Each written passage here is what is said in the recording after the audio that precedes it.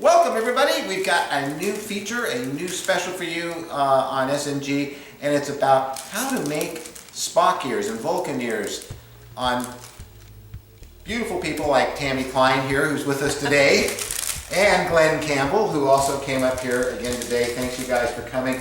Glen wants Vulcan ears too. So what we're going to do with this is we're going to cast their ears. Aren't they pretty? And we're going to go through the whole process in these videos showing you how we create the ears. We will be first casting, I already said.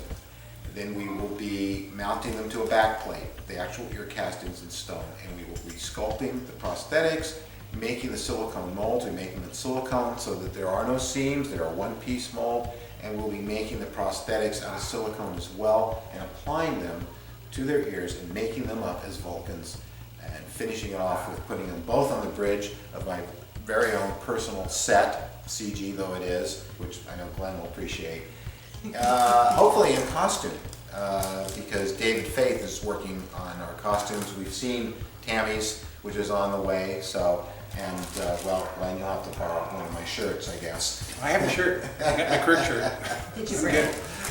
No, I didn't know we were going to do that today.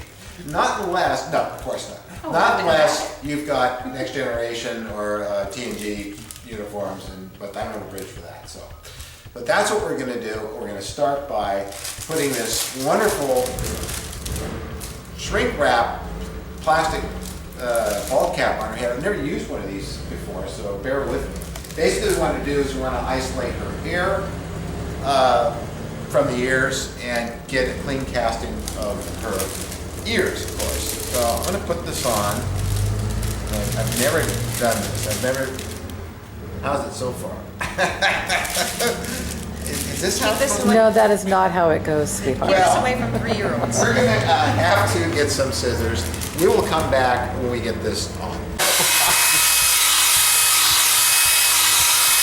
feels weird. It's diet. It really works though. Yeah. This is impressive. So what were you doing? Oh, I was shrink wrapping Tammy's head. Now I have to very carefully do this without poking her. This is a good trick. Okay. There you go, good. People can say I was shrink wrapped too tight. Yeah, they could. But, okay. Do this without Gives us cutting. all kinds of Now jokes to do cutting with that. inside the ear so I can put this stuff behind. That's the idea. Very carefully. Now, if I might, and you get these from the local beauty supply, right, Mary? I think we got these from Sally's. Yeah, I've never heard of such a thing before. I'm going to tug in here a little bit. Now you see what that's done? Give me a this really is good for doing ears, pointed ears, or any kind of ear work, because it's now completely isolated the ear. It's put it out where I need it to be. I can get behind it here. Being careful not to remove any of her actual hair. I like these. We don't need to put any plaster bandage gauze or anything to back it up. I'm going to make your ear out here. And then we got 2 for 2. I need to remove some of that material on the back. Might pull a little bit. I don't really worry about what's down here because we really, for the Vulcan ears, all we need is this part of the ear. Next step is to cover her up so we don't get messy stuff all over her.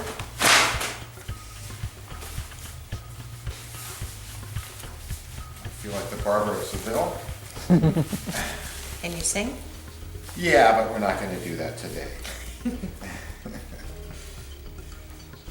You know, not unless it's Klingon opera. Okay, so I'm going to use not the prosthetic grade alginate. I have some actual alginate that's cherry flavored that would normally go in a dental tray. You get this from the dental supply. If you don't want to order a big giant box of prosthetic grade alginate from Berman's, you can also order a smaller amount, but the prosthetic grade goes off pretty slow. And it doesn't take long to get a little bit of alginate on these ears. So I am using the dental grade stuff. So I'm going to put water in this cup here. And I just sort of eyeball it because I've been doing this for a long time. Just start adding material to it. I might want to add a little more water. I'm going to try to do both ears at the same time.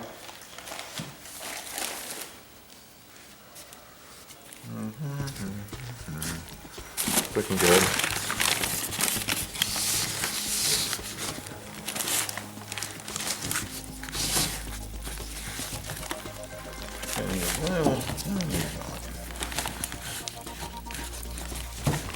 Yes, a little more. Just a little more. There we go. You don't want it too thick because then you're going to trap a lot of air and get a lot of bubbles. And you don't want it too thin. It's going to run all over the place. Are you ready?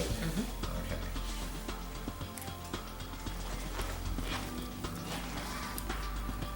Do that. You got to get it up inside the ear there and get that detail in there. Very important.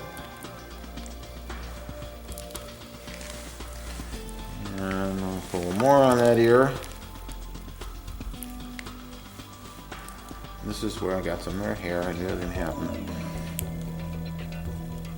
I guess I'm going to be able to do one ear at a time because I got to keep my eye on this stuff.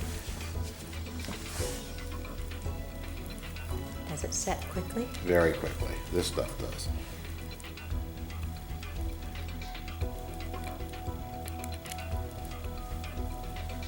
So this is the stuff that they use to take molds in your mouth? Yeah, it is. It's starting to go off as we speak. This is what I was kind of hoping for. There we go. That's one ear. Now, we'll do the other one. I believe we're ready to pull these off. They're pretty tough now. I got both of them done, so I'm going to very carefully go in here and remove each one of these from her ears, like so. Very slowly. Looks good, works for me. That's one. And we'll go for two.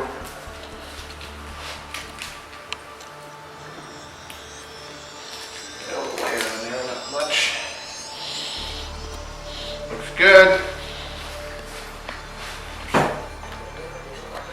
Now I'm actually going to have to set these down like so, I guess.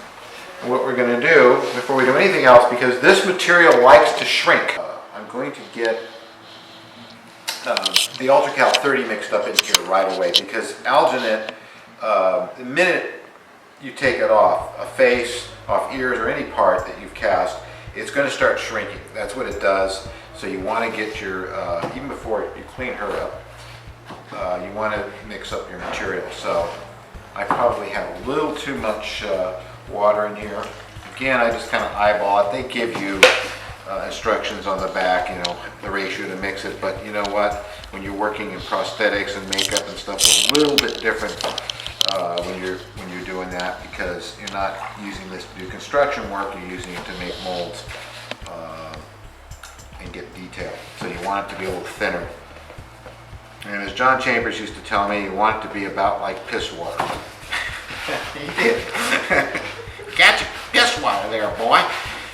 Because you know, you want it to go in there, even that's a little thickish, so we'll put a little bit of that water back. You want to get the detail. It will, in fact. There we go. Now we got some real live piss water. At least that's what John used to call it. So we're going to kind of peel these back and get the material in there, tap it, like so.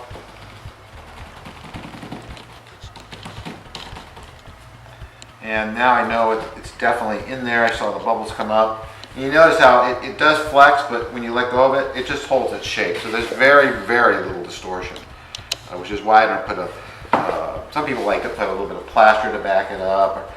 plaster bandage gauze, but I don't find it really necessary. There you go. Now that's all in. Now this material will start to thicken up fairly fast. I'm just going to build a little bit on top like that, and then as it thickens up, we'll add more to it. After these harden, we'll pull them out of the molds, and you can see the ears. Of course, when we pull this part, they'll have to be tooled and cleaned up, and then added to a round, what we call backplate. What I'm doing now is this stuff, as you can see, is getting kind of thick, so I'm just kind of building it up. Anything I don't need, I'll grind down, but I want a nice thickness for strength to attach to her ear that's inside, that's very thin and fragile. For future reference, this is old school using stone. We used pink tool stone, we used Ultracal 30, we used plastered Hydrocal B11, all kinds of stuff during the 70s, and of course this all is crossed over from the 60s. A lot of this stuff developed during Planet of the Apes. To do it out of stone to run foam rubber. Since those days, we now have two-part polyurethane resins that you're probably used to if you build garage kits and have figurines around the house. It's a two-part material you put together, and it instantly makes you what you want. And it's a lot more durable than the stone. But nevertheless, this will be fine for what we're doing. But I wanted to alert you to the fact that there are other materials you can actually cast directly into the alginate out of two-part polyurethane, should you want to do it that way. So we're going to let this set up completely hard, rock hard, and then we're going to pull it out, and that takes about 20 minutes. And while we're waiting for this, we're going to go attack Glen Campbell with a shrink wrap ball cap. Oh boy. Okay, so now we're going to do Glen here and cast his ears, and I have my lovely assistant Tammy to help me, because we're going to be using the prosthetic grade alginate that I got from Berman's. And as you recall from doing Bell's life mask, this stuff doesn't go off real fast. And the reason for that is so you get plenty of time to work on with it. We're not using this for making a cast in someone's mouth. We'll be using it for body parts and head and everything else, so you want a lot of working time. So, we're going to do the same thing. It's the same stuff. It's not cherry flavored, Glen, I'm sorry. And we're going to pour a little water in there, and then we're going to pour a little of this in there, and we're going to mix it around so we get the right thickness. Get that,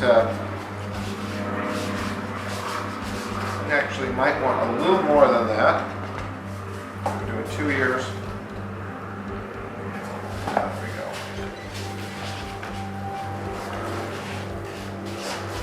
Should be good. Does this heat up as it sets? Or? No, this does not. Although it is I think it's maybe it is an exothermic process with this stuff. I think it's more like a gel tin. So I don't have to be worried about it going off, so I can just sit here and meander, which is nice. Make sure I get it behind the ear, which is really important, so that I can sculpt around behind the ear, get those nice blender edges that I'm going to need eventually. Then we're going to go up in here and get it up inside here. This is nothing. Wait till you get this stuff on your face and you go completely submerged. Which we'll be doing because Glen was so nice to volunteer to do a Klingon for our next special SNG we're going to do after we finish how you make Vulcan ears and pointed ears. Now, Tammy, you might want to come around this side, make sure that that stuff stays put while I do this ear. Just kind of keep it up there. See, I know now I couldn't have done both ears myself. Stuff is very cold. Yeah, well, and we didn't even use cold water. This is room temperature water.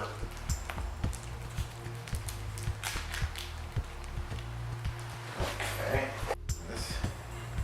This one's starting to stay. Yeah, it is.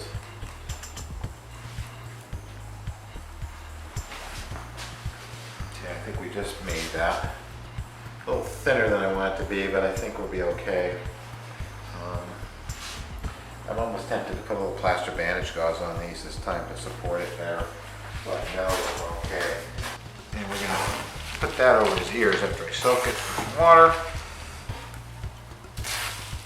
And this is the stuff that you get this at Berman's INC. Order it online. Will be local medical supplies that will carry this as well. You can get it at. It comes in different thicknesses. It comes in fast set, slow set, pretty much anything you want. I'm gonna get some water. Then we're gonna soak this, the water out of it, and then we're gonna build this right over the ear. And when that goes off, it gets pretty darn strong and it will hold the shape. Both ears. This stuff goes off actually faster than the alphabet. We didn't need to do this on Tammy's because I built up the material itself so thick that it was retaining its shape fairly well. But this is really going to do it. So now I know I'm going to get what I need.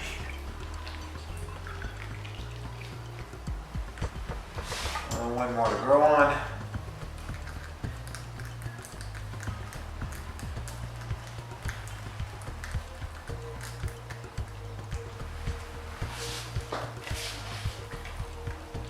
And then we have to wait for that to set up. And we'll pull these off and do the same thing, fill them with ultracal. And for our next adventure, we'll probably be able to pull Tammy's out of the mold. And so you can see how that looks. And then we're going to come back, of course, next week and show you how we put the back plate on and get it all set up. For sculpting, you can see the stuff's very rubbery and it will not hold its shape on its own, which is why you need to sometimes, as I've done, back it. Okay. Okay. Well, Glen, what do you think? Do I get this silly stuff off? Sure. Okay. We can do that. Your Vulcan process has begun. And you can see how this stuff is. Well, it's set up. Let's take that off like that. And I can't see what I'm doing, but I know that It's stuck in the hair, I think. yeah, it is. It'll come out nice Some and chewing slow. gum. Just go really slow. No worries. No, I'm worried about the mold, not your hair. Ah, okay. Yeah, that'll grow back. It's coming. Raise this knee a little more. There you go. I'm doing this ball, Tammy, at all. There we go. Oh, she doesn't have a Brillo pad for hair. Okay, I got everything I need. And then some. Good. Good, good, good. You're good.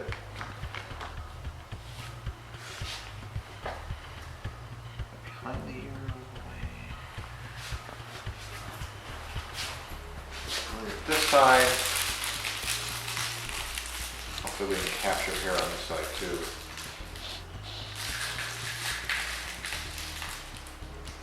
A little bit, not as bad this time. Don't. Came off easy. Came out pretty good. Okay, got everything I need there too. On the ear, for doing a prosthetic Vulcan ear or Lord of the Rings ear, a fairy ear, whatever, you really want the back of the ear so you can have the edge come back down here. And you want to be under here. You want to get all this detail in here so that you can have your edge wrap around in here. That you have nothing to blend that way. And of course here you're going to get natural, but this is where the edge is going to blend. Some people bring it down even further to kind of hide it, but you are going to have an edge there, and you're going to have an edge here that you have to blend in. So you want to make sure and get that much of it for sure, which we did. Well, you got your piss water. Thank you, John. I would imagine at this point in time that John Chambers and Dick Smith are finally together, having a good old time somewhere, making cool things. You can't do this work without thinking about both of them, and I knew both of them. And you know, John Chambers, of course, Rick Stratton, my good friend, old buddy Rick Stratton, and I had the really wonderful opportunity to work with John in his garage shop on a National Lampoon movie, and it was great. It was great to get to know him, to meet the Grandmaster of the Planet of the Apes. Still, in my humble opinion, the best version of the apes ever done. Yes, I know the mouse just flopped, but I'll tell you a little story about that. And this is what John told us about, and what John showed us pictures of. Originally, there were test makeups done where they had made teeth for the actors, the test actors, to wear. And they cast, I think it was George Ishikawa, I'm saying that right, it was a very, very sort of short man, and they were doing, they originally planned to cast people that weren't real tall, and a lot of Asians to play the roles. And what they had done is they had made teeth that would be worn over their own teeth that pushed their mouths out, and then do an alginate on top of them, make a life mask, and sculpt prosthetics that stayed very close to the mouth and face of the actor and actresses, so that they could actually talk and have these real teeth and this real mouth. And well, the studios evidently found it so scary, they said, we can't do that. And that's when, I believe, I hope I got this correct, but this is what I remember John telling me, that's when they came up with the cuter sort of look. The whole idea all along was with Planet of the Apes, if you've read the original book, is that the apes were sort of chimps and orangutans that had evolved more. So they would have looked different, which gives you license in doing the makeup. So that's when they came up with the concept that we know, and I still love that look, you know. But that's one of the many things I learned and stories I heard working with John, which was a really, really great opportunity to have done both those guys. So like I said, you can't do this work without thinking of them. I think this one's ready to open. I figure we'll peel the alginate off and see what we get. Nice thing about this dental grade stuff, it's not as strong, and so you can kind of I always worry about breaking the actual ear. And you can see it's kind of like uncovering a fossil. Yeah, it's nice and hard. Ultracal goes off pretty quick. We got behind the ear there for the blender edge that we need there. We got a little bubble there which will chip out, but we have everything here we need to make her a Vulcan ear. Now what's going to happen is that all this material here is going to be removed.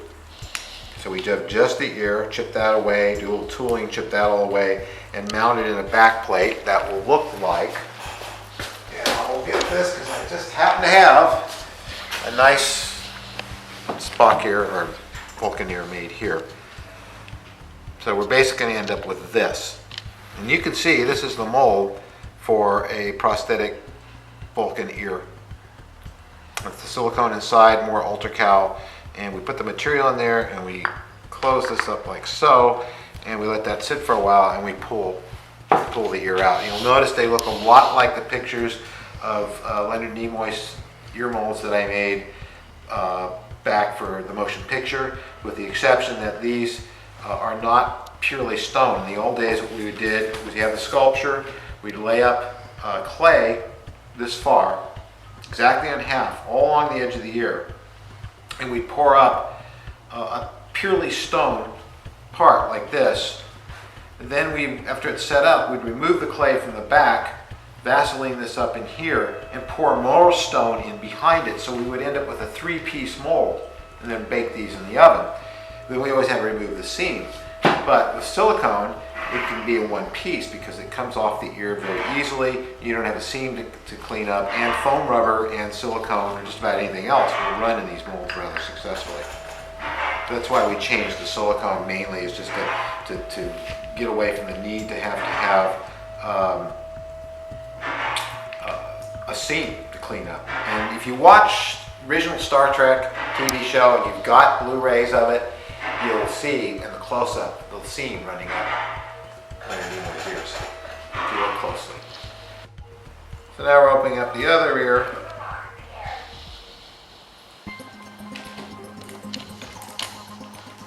And we got another good ear right there. Now there is a bit of this fitting over her ear, but there's a gap in there. There usually is from the bulb cap or whatever. So the ear is actually under there still, as you can see. So we don't have an issue with losing that area there. So I'll be able to get that back and just pick out.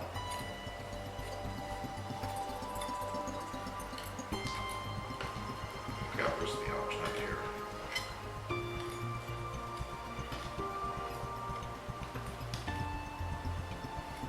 Anyway, we got a good casting here. Got everything we need to make this happen. What are you doing? I'm getting rid of that overlap that was over here and matching it to her. I'm gonna come right here to her ear.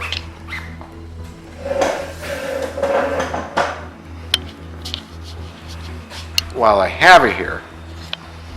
So.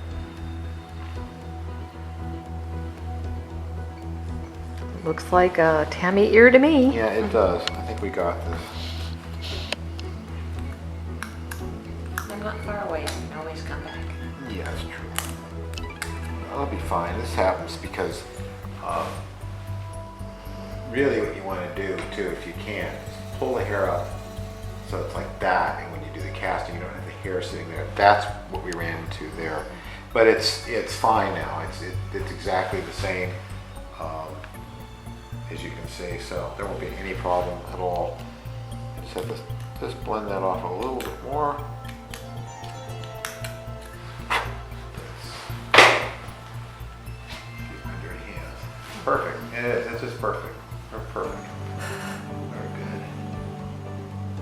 Okay. Well, that concludes this step. I want to thank you, Tammy, and thank you, Glenn, for coming and being our models for this. Of course, you guys want to play Vulcan, don't you? And we want to play Vulcan. Anyway, thanks so much for coming. And of course, the next step is going to be to start doing the prosthetics. And when we're done, we'll have them both back and we'll do a test makeup on them. We'll see you then when that happens.